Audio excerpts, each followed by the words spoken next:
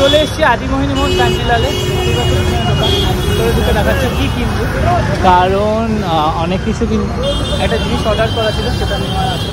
সেটা আমার পাঞ্জাবি দেখে পছন্দ করে সেই পাঞ্জাবিটা একটু নিতে বলেছে, বাট ওখানে ঢুকে দেখাতে পারবো যে আলটিমেট আসলো কিনা, কারণ আমার পড়া দেখে অনেকের পছন্দ হয়েছে। তো সেই পাঞ্জাবিটাই অর্ডার করা হয়েছে এবং সেটাই কিনবো।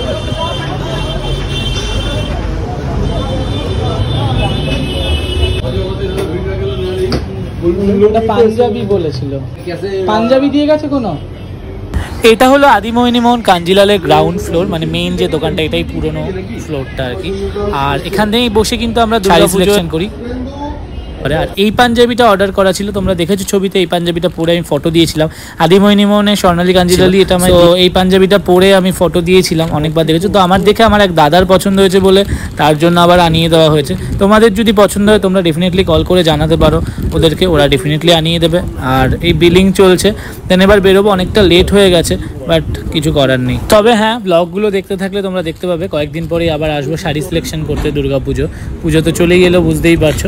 তো তখন ডেফিনেটলি ব্লগ করবো এবং স্বর্ণালী কাঞ্জিলালের সাথে কথাও বলিয়ে দেবো তোমাদের। তো ফাইনালি যেটা নেওয়া ছিল সেটা নেওয়া, এবার আবার কাজ আছে, প্রচুর বলেছিলাম আজকে প্রচুর কাজ, কলেজ সরি। এবার যাবো গিরিশ পার্কের ওখানে, বেশ কিছু গয়নার অর্ডার দেওয়া আছে।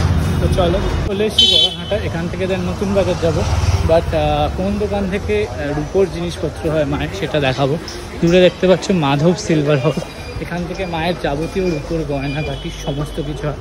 ডেফিনেটলি তোমরাও আসতে পারো, কারণ এটা পাইকারি দোকান। এইসব জিনিসগুলো যে চেনাচ্ছি তার জন্য একটা থ্যাংক ইউ অন্তত বলে দাও। তো এখান থেকে আবার যাবো নতুন বাজারে কাজ আছে, দেন তারপর বাড়ি ফিরবো। বাট আগে চলো এখানে ঢুকি, দেন বেশ কিছু গয়নার অর্ডার করার আছে। এখানে কাজ ডান, এবার যাবো নতুন বাজারে একটা কাজ হবে, দেন তারপর বাড়ি যাবো। অলরেডি 8:30 বেজে গেছে, বাট কিছু করার নেই, আজকে সব কাজগুলো কমপ্লিট করে যাওয়ার প্ল্যান আছে।